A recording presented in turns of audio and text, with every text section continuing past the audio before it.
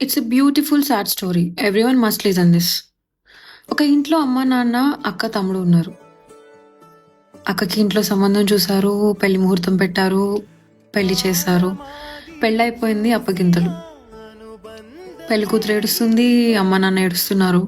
ఒకవైపు మంచి సంబంధం తీసుకొచ్చేసామని ఆనందం, ఇంకోవైపు రేపటి నుంచి నా కూతురు నా ఇంట్లో తిరగదనే బాధ. ఒక సైడ్ కూతురు రేపటి నుంచి మా అమ్మ నాన్న మధ్యలో ఉండను అనే బాధ. ఇదంతా పక్కన పెడితే ఒక మనిషి మాత్రం అందరిలో అలా మధ్యలో నుంచొని ఏడవాలా, నవ్వాలా, ఏం చేయాలి అనే ఆలోచనతో ఉండిపోయాడు. ఎవరో తెలుసా? అమ్మాయి వాళ్ళ తమ్ముడు. ఆలోచిస్తున్నాడు, రేపటి నుంచి నేను అక్క దగ్గర నుంచి రిమోట్ ఎలా లాక్కుంటాను? డాడీ అక్కకి మాత్రమే పాకెట్ మనీ ఇచ్చినప్పుడు నేను వెళ్ళి సైలెంట్గా అక్క అక్క నాకు కావాలని అడుగుతా కదా, రేపటి నుంచి ఎవరికి అడగాలి?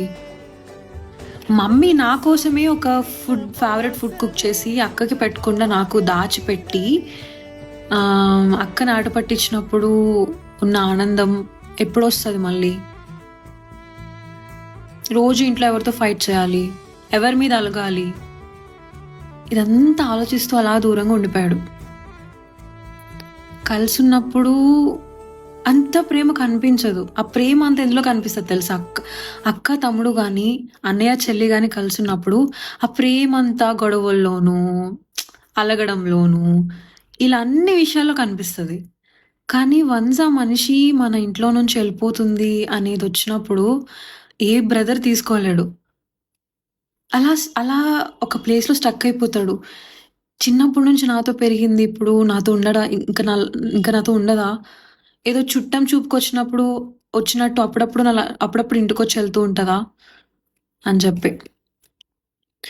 సో చెప్పండి, మీ బ్రదర్ ఉంటే వాళ్ళకి రీల్ షేర్ చేసి వచ్చే జన్మలో కూడా నాకు నువ్వే కావాలరా అని చెప్పి. అలానే బ్రదర్స్ కూడా ఎవరైనా ఉంటే మీ సిస్టర్స్కి రీల్ పంపించి చెప్పండి, నాకు నువ్వే కావాలక్క అని చెప్పేసి. ఎన్నొచ్చినా ఎన్ని చేసినా కూడా వాళ్ళ బాండింగ్ అనేది అల్టిమేట్ ఉంటుంది first of all. So share it to some beautiful sisters and handsome brothers in your life. Bye.